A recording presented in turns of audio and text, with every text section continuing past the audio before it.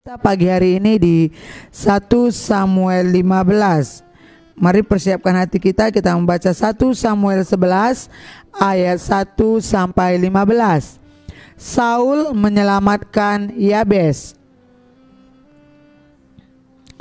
Maka Nahas orang Amon itu bergerak maju dan berkemah mengepung Yabes Gilead. Lalu berkatalah semua orang Yabes itu kepada Nahas, "Adakanlah perjanjian dengan kami, maka kami akan takluk kepadamu." Tetapi Nahas orang Amon itu berkata kepada mereka, "Dengan syarat inilah aku akan mengadakan perjanjian dengan kamu, bahwa tiap mata kananmu akan kucungkil. Dengan demikian aku mendatangkan malu kepada segenap orang Israel." Para tua-tua Yabes berkata kepadanya, "Berilah kelonggaran kepada kami 7 hari lamanya, supaya kami mengirim utusan ke seluruh daerah Israel. Dan jika tidak ada seorang pun yang menyelamatkan kami, maka kami akan keluar menyerahkan diri kepadamu." Ketika para utusan itu sampai di Gibea Saul dan menyampaikan hal itu kepada bangsa itu, menangislah bangsa itu dengan suara nyaring. Saul baru saja datang dari padang dengan berjalan di belakang lembunya, dan ia bertanya, "Ada apa dengan orang-orang itu sehingga mereka menangis?" Mereka menceritakan kepadanya kabar orang-orang Yabes itu. Ketika Saul mendengar kabar itu, maka berkuasalah roh Allah atas dia dan menyala-nyala amarahnya dengan sangat. Diambilnyalah sepasang lembu, dipotong-potongnya. Lalu potongan-potongan itu dikirimnya ke seluruh daerah Israel dengan perantaraan utusan. Pesannya, siapa yang tidak maju mengikuti Saul dan mengikuti Samuel, lembu-lembunya akan diperlakukan juga demikian. Lalu Tuhan mendatangkan ketakutan kepada bangsa itu sehingga majulah mereka serentak. Ketika Saul memeriksa barisan mereka di Bezek, maka ada 300.000 orang Israel dan 30.000 orang Yehuda.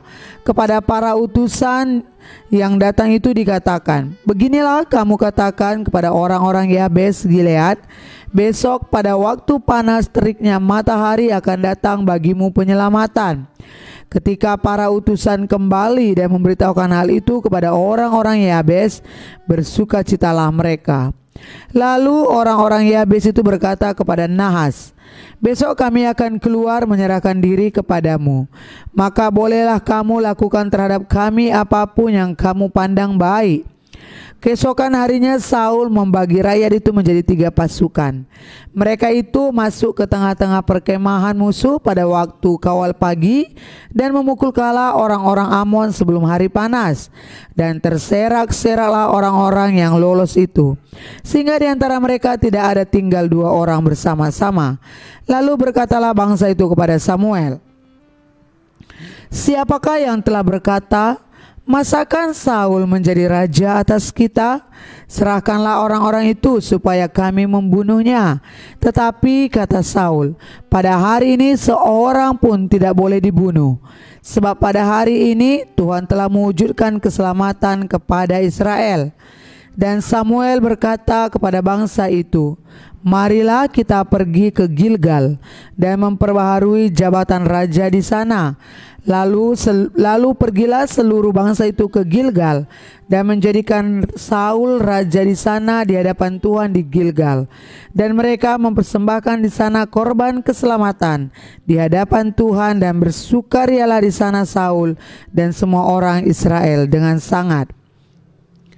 1 Samuel 12 ayat 1 sampai 25. Samuel minta diri dari bangsa itu. Berkatalah Samuel kepada seluruh orang Israel, "Telah kudengarkan segala permintaanmu yang kamu sampaikan kepadaku, dan seorang raja telah kuangkat atasmu. Maka sekarang raja itulah yang menjadi pemimpinmu.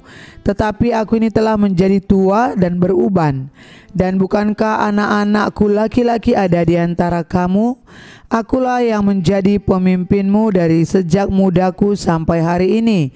Di sini aku berdiri, berikanlah kesaksian menentang aku di hadapan Tuhan dan di hadapan orang yang diurapinya. Lembu siapakah yang telah kuambil? Keledai siapakah yang telah kuambil? Siapakah yang telah kuperas? Siapakah yang telah kuperlakukan dengan kekerasan? Dari tangan siapakah telah kuterima sogok sehingga aku harus tutup mata? Aku akan mengembalikannya kepadamu. Jawab mereka, engkau tidak memeras kami, dan engkau tidak memperlakukan kami dengan kekerasan, dan engkau tidak menerima apa-apa dari tangan siapapun. Lalu berkatalah ia kepada mereka, Tuhan menjadi saksi kepada kamu, dan orang yang diurapinya pun menjadi saksi pada hari ini, bahwa kamu tidak mendapat apa-apa dalam tanganku. Jawab mereka, dia menjadi saksi. Lalu berkatalah Samuel kepada bangsa itu, Tuhanlah saksi yang mengangkat Musa dan Harun dan yang menuntun nenek moyangmu keluar dari tanah Mesir. Maka sebab itu berdirilah supaya aku bersama-sama dengan kamu berhakim di hadapan Tuhan mengenai segala perbuatan keselamatan Tuhan yang telah dikerjakannya kepadamu dan kepada nenek moyangmu. Ketika Yakub datang ke Mesir dan nenek moyangmu berseru-seru kepada Tuhan, maka Tuhan mengutus Musa dan Harun yang membawa nenek moyangmu keluar dari Mesir dan membiarkan mereka diam di tempat ini. Tetapi mereka melupakan Tuhan Allah mereka, dan ia menyerahkan mereka ke dalam tangan Sisera, panglima tentara di Hazor, dan ke dalam tangan orang Filistin dan Raja Moab yang berperang melawan mereka. Mereka berseru-seru kepada Tuhan. Katanya, kami telah berdosa sebab kami telah meninggalkan Tuhan dan beribadah kepada para Baal dan para Asitoret. Maka sekarang lepaskanlah kami dari tangan musuh kami, maka kami akan beribadah kepadamu. Sesudah itu Tuhan mengutus Yerubbaal, Barak, Yefta dan Samuel, dan melepaskan kamu dari tangan musuh di sekelilingmu, sehingga kamu diam dengan tenteram. Tetapi ketika kamu melihat bahwa Nahas, Raja Bani Amon mendatangi kamu, maka kamu berkata kepadaku, tidak, seorang raja harus memerintah kami, padahal Tuhan Allahmu adalah rajamu. Maka sebab itu, lihat, itu raja yang telah kamu pilih, yang kamu minta. Sesungguhnya Tuhan telah mengangkat raja atasmu, asal saja kamu takut akan Tuhan, beribadah kepadanya, mendengarkan firman-Nya, dan tidak menentang titah Tuhan, dan baik kamu maupun raja yang akan memerintah kamu itu mengikuti Tuhan Allahmu. Tetapi jika kamu tidak mendengarkan firman Tuhan dan kamu menentang titah Tuhan, maka tangan Tuhan akan melawan kamu dan melawan rajamu. Sekarang tinggallah berdiri dan lihatlah perkara yang besar yang akan dilakukan Tuhan di depan matamu ini. Bukankah sekarang musim menuai gandum? Aku akan berseru kepada Tuhan supaya memberikan guru dan hujan. Lihatlah dan sadarlah bahwa besar kejahatan yang telah kamu lakukan itu di mata Tuhan dengan meminta raja bagimu. Lalu berserulah Samuel kepada Tuhan. Maka Tuhan memberikan pada hari itu guru dan hujan, sehingga sangat takutlah seluruh bangsa itu kepada Tuhan dan kepada Samuel. Berkatalah seluruh bangsa itu kepada Samuel, berdoalah untuk hamba-hambamu ini kepada Tuhan Allahmu supaya jangan kami mati, sebab dengan meminta raja bagi kami, kami menambah dosa kami dengan kejahatan ini. Dan berkatalah Samuel kepada bangsa itu, jangan takut, memang kamu telah melakukan segala kejahatan ini, tetapi janganlah berhenti mengikuti Tuhan, melainkan beribadahlah kepada Tuhan dengan segenap hatimu. Janganlah menyimpang untuk mengejar dewa kesia-siaan yang tidak berguna dan tidak dapat menolong, karena semuanya itu adalah kesia-siaan belaka. Sebab Tuhan tidak akan membuang umatnya, sebab namanya yang besar. Bukankah Tuhan telah berkenan untuk membuat kamu menjadi umatnya? Mengenai aku, jauhlah daripadaku untuk berdosa kepada Tuhan dengan berhenti mendoakan kamu. Aku akan mengajarkan kepadamu jalan yang baik dan lurus. Hanya takutlah akan Tuhan dan setialah beribadah kepadanya dengan segenap hatimu, sebab ketahuilah betapa besarnya hal-hal yang dilakukannya di antara kamu. Tetapi jika kamu terus berbuat jahat, maka kamu akan dilenyapkan, baik kamu maupun rajamu itu. 1 Samuel 13 ayat 1 sampai 22. ketidaktaatan Saul waktu orang Filistin datang menyerang. Saul berumur sekian tahun ketika ia menjadi raja. 2 tahun ia memerintah atas Israel. Saul memilih 3.000 orang dari antara orang Israel. 2.000 orang ada bersama-sama dengan Saul di Mikmas dan di pegunungan Betel. Sedang 1.000 orang ada bersama-sama dengan Yonatan di Gebea Benyamin. Tetapi selebihnya dari rakyat itu disuruhnya pulang masing-masing ke kemahnya. Yonatan memukul kala pasukan pendudukan orang Filistin yang ada di Geba, dan hal itu terdengar oleh orang Filistin. Karena itu Saul menyuruh meniup sangkakala di seluruh negeri, sebab pikirnya, biarlah orang Ibrani mendengarnya. Demikianlah seluruh orang Israel mendengar kabar bahwa Saul telah memukul kala pasukan pendudukan orang Filistin, dan dengan demikian orang Israel dibenci oleh orang Filistin. Kemudian dikerahkanlah rakyat itu untuk mengikuti Saul ke Gilgal. Adapun orang Filistin telah berkumpul untuk berperang melawan orang Israel dengan 3.000 kereta, 6.000 orang pasukan berkuda, dan pasukan berjalan kaki sebanyak pasir di tepi laut. Mereka bergerak maju dan berkemah di Mikmas di sebelah timur Bet Awen. Ketika dilihat orang-orang Israel bahwa mereka terjepit sebab rakyat memang terdesak, maka larilah rakyat bersembunyi di gua, keluk batu, bukit batu, liang batu, dan perigi. Malah ada orang Ibrani yang menyeberangi arungan sungai Yordan menuju tanah Gad dan Gilead, sedang Saul masih di Gilgal, dan seluruh rakyat mengikutinya dengan gemetar. Ia menunggu 7 hari lamanya sampai waktu yang ditentukan Samuel. Tetapi ketika Samuel tidak datang ke Gilgal, mulailah rakyat itu berserak-serak meninggalkan dia. Sebab itu Saul berkata, "Bawalah kepadaku korban bakaran dan korban keselamatan itu." Lalu ia mempersembahkan korban bakaran. Baru saja ia habis mempersembahkan korban bakaran, maka tampaklah Samuel datang.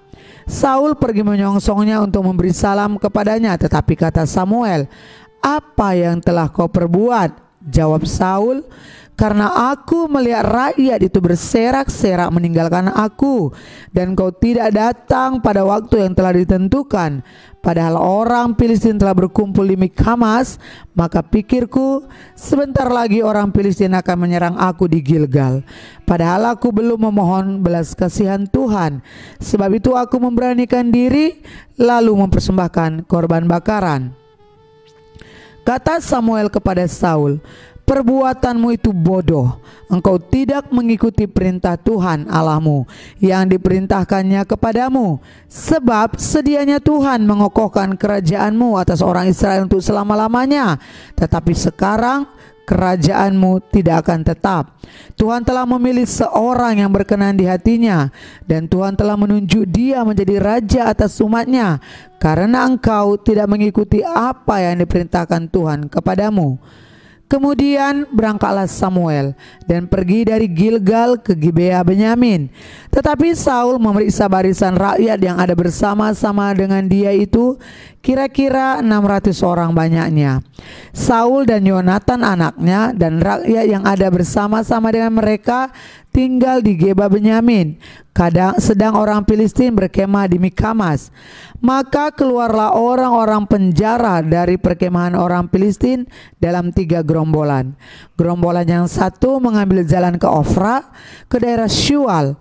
Gerombolan yang kedua mengambil jalan ke Bet Horon, dan gerombolan yang satu lagi mengambil jalan ke perbatasan yang menghadap ke lembah Zeboim, arah ke padang gurun. Seorang tukang besi tidak terdapat di seluruh negeri Israel, sebab orang Filistin berkata, "Jangan-jangan orang Ibrani membuat pedang atau tombak." Jadi semua orang Israel harus pergi kepada orang Filistin untuk mengasah mata bajaknya, beliungnya, kapaknya, atau aritnya masing-masing.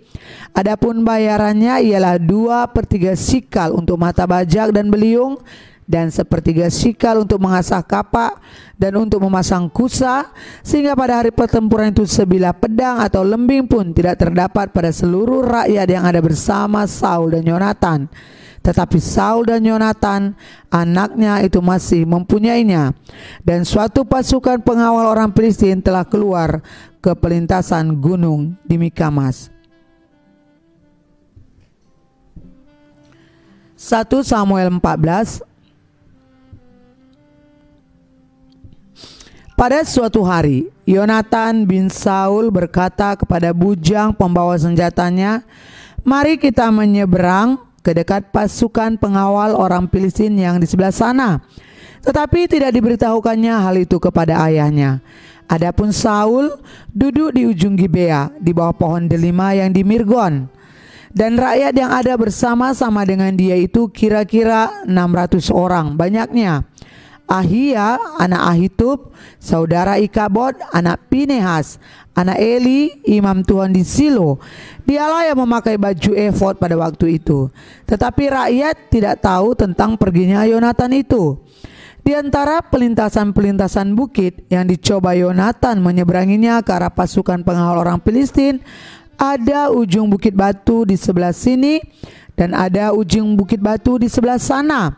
Yang satu bernama Bozez, yang lain bernama Sene.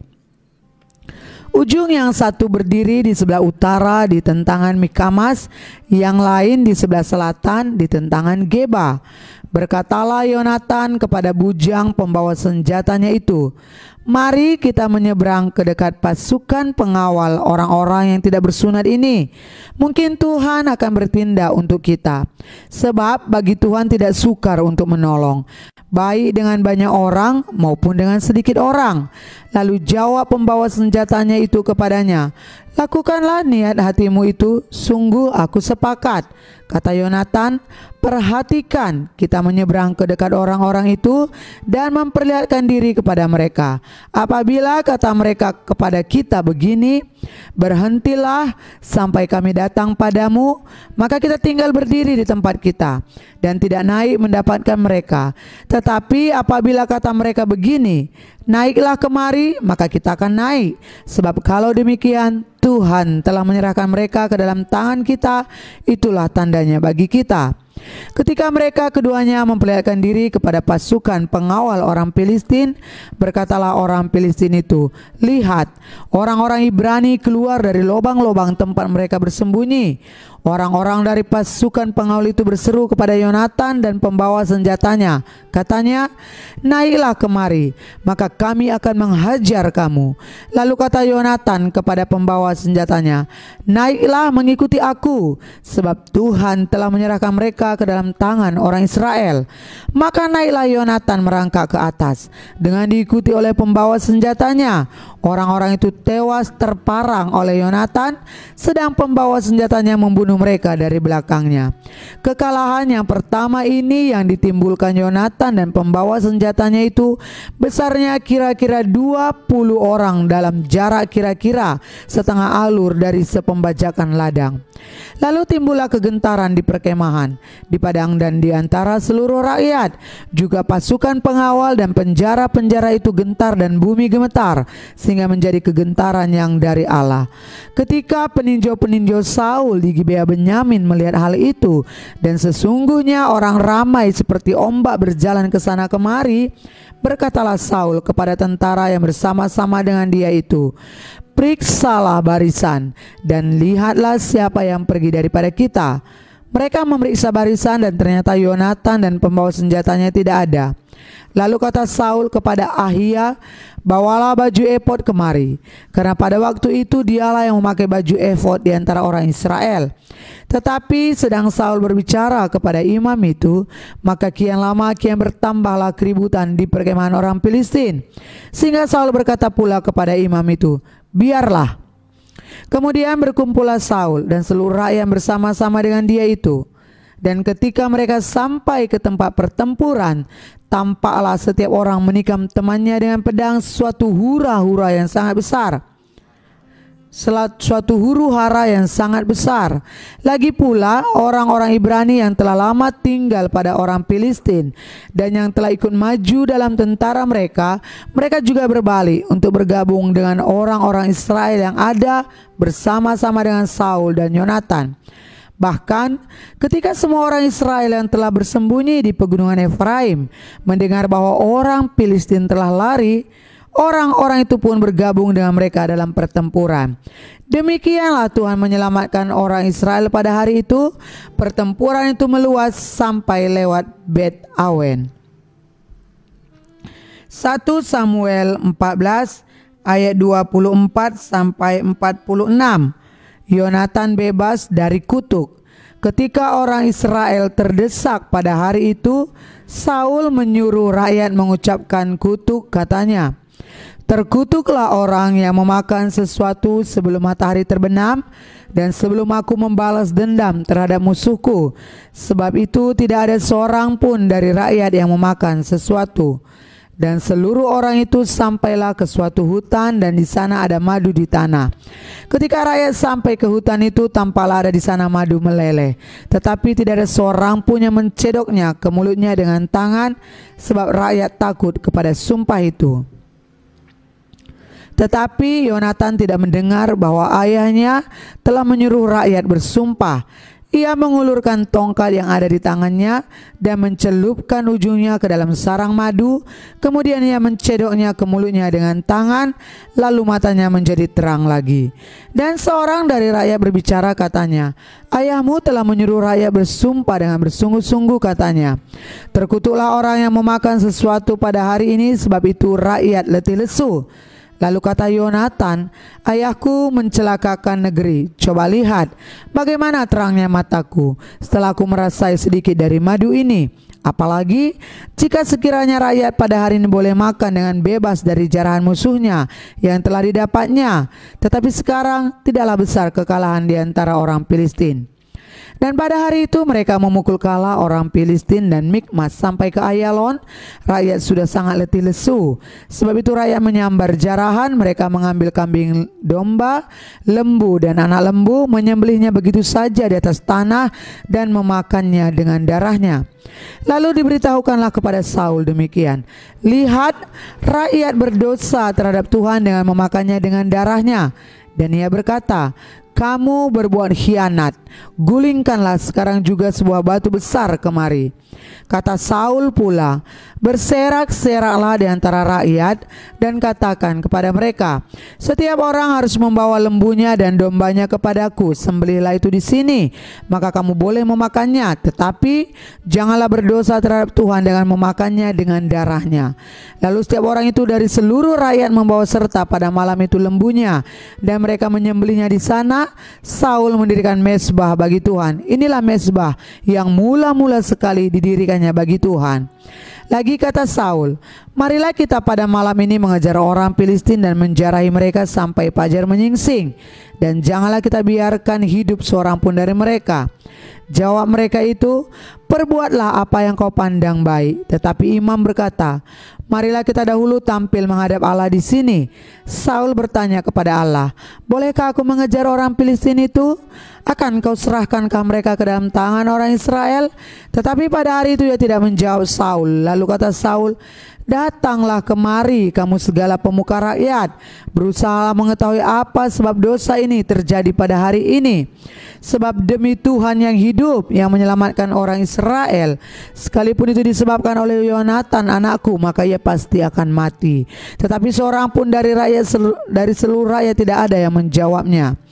Kemudian berkatalah ia kepada seluruh orang Israel, "Kamu berdiri di sebelah yang satu, dan aku serta anakku Yonatan akan berdiri di sebelah yang lain." Lalu jawab rakyat kepada Saul, "Perbuatlah apa yang kau pandang baik." Lalu berkatalah Saul, "Ya Tuhan Allah Israel, mengapa engkau tidak menjawab hambamu pada hari ini? Jika kesalahan itu ada padaku atau pada anakku Yonatan, ya Tuhan Allah Israel, tunjukkanlah kiranya Urim.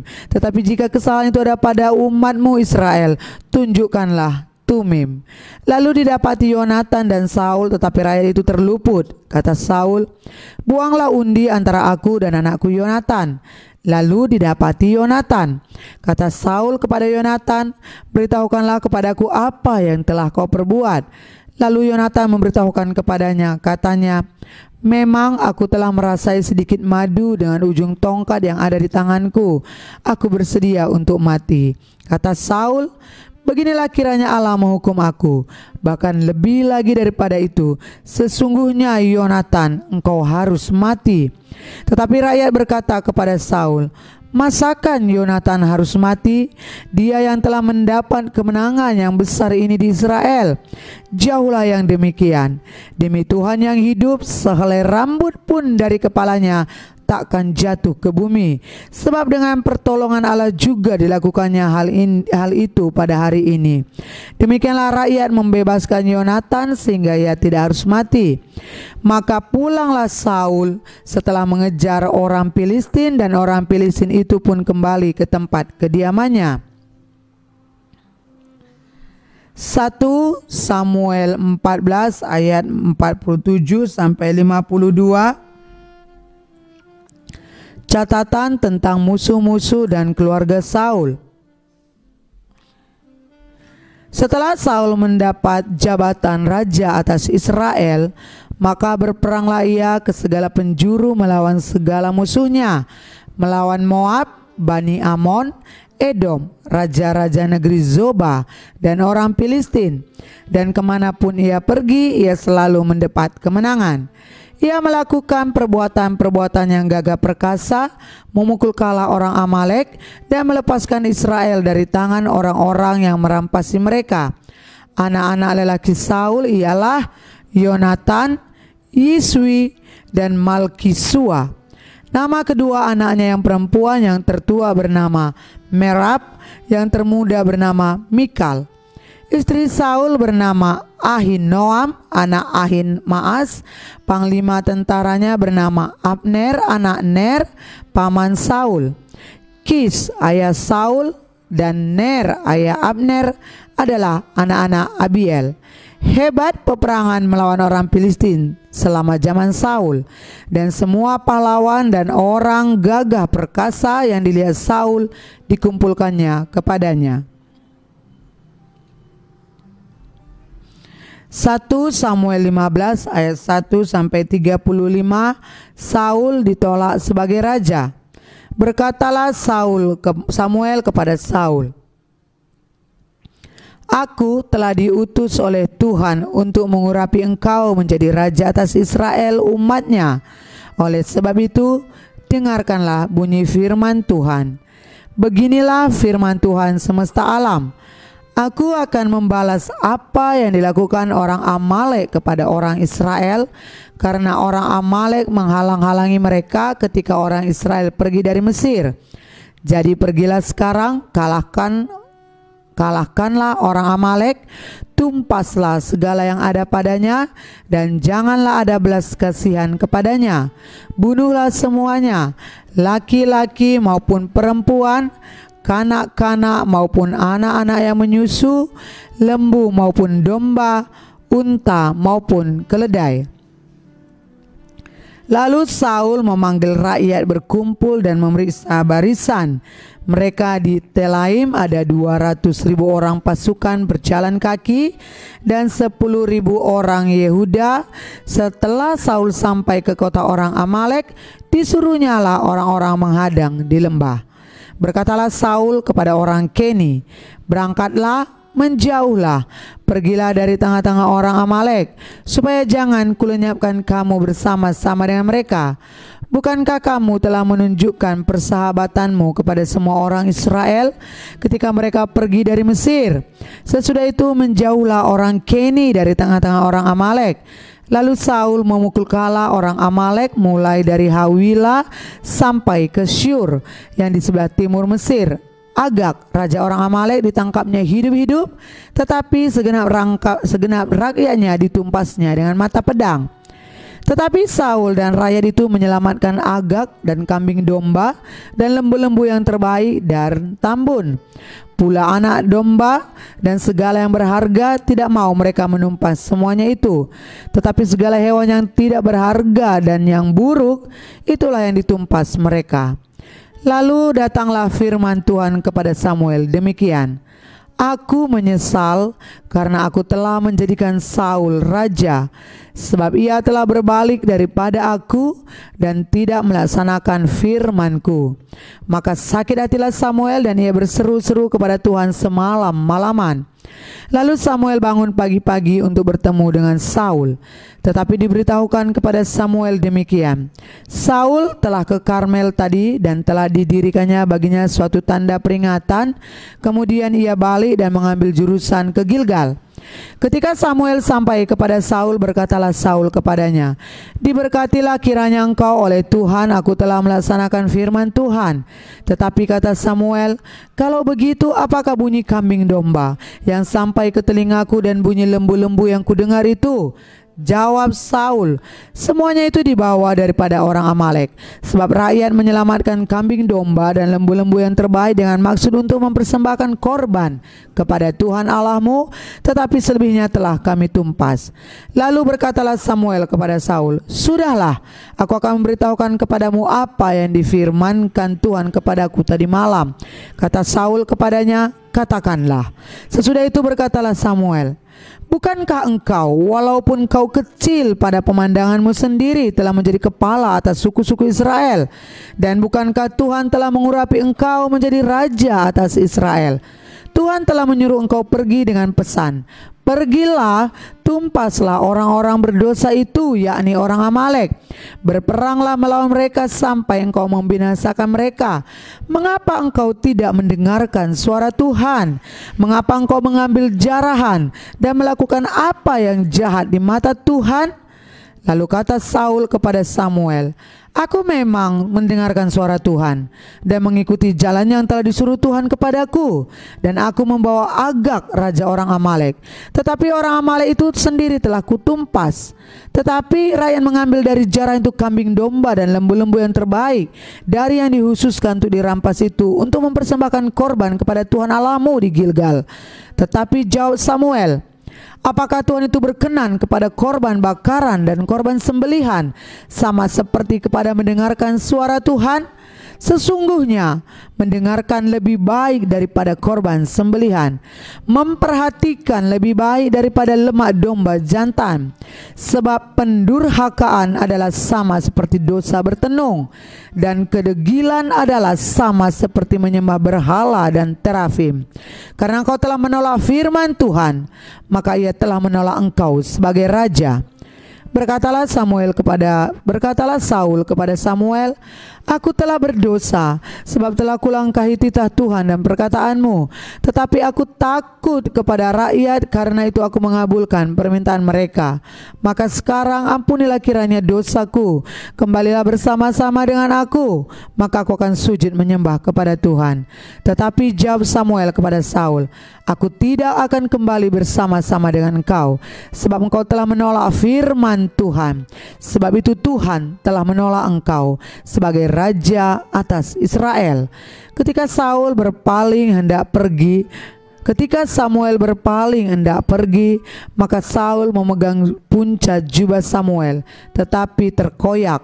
Kemudian berkatalah Samuel kepadanya, Tuhan telah mengoyakkan daripadamu jabatan raja atas Israel pada hari ini, dan telah memberikannya kepada orang lain yang lebih baik daripadamu. Lalu lagi sang mulia dari Israel tidak berdusta, dan ia tidak tahu menyesal, sebab ia bukan manusia yang harus menyesal. Tetapi kata Saul, Aku telah berdosa, tetapi tunjukkanlah juga hormatmu kepadaku sekarang di depan para tua-tua bangsaku dan di depan orang Israel. Kembalilah bersama-sama dengan aku, maka aku akan bersujud menyembah kepada Tuhan Allahmu. Sesudah itu kembalilah Samuel mengikuti Saul, dan Saul sujud menyembah kepada Tuhan. Lalu berkatalah Samuel, Bawa kemari Agag. raja Amalek itu dengan gembira Agag pergi kepadanya, sebab pikirnya sesungguhnya kepahitan maut telah lewat. Tetapi kata Samuel, seperti pedangmu membuat perempuan kehilangan anak, demikianlah ibumu akan kehilangan anak di antara perempuan-perempuan. Sesudah itu Samuel mencincang Agag di hadapan Tuhan di Gilgal. Kemudian Samuel pergi ke Rama, tetapi Saul pergi ke rumahnya di Gebea Saul. Sampai hari matinya Samuel tidak melihat Saul lagi. Tetapi Samuel berduka cita karena Saul, dan Tuhan menyesal karena ia telah menjadikan Saul raja atas Israel.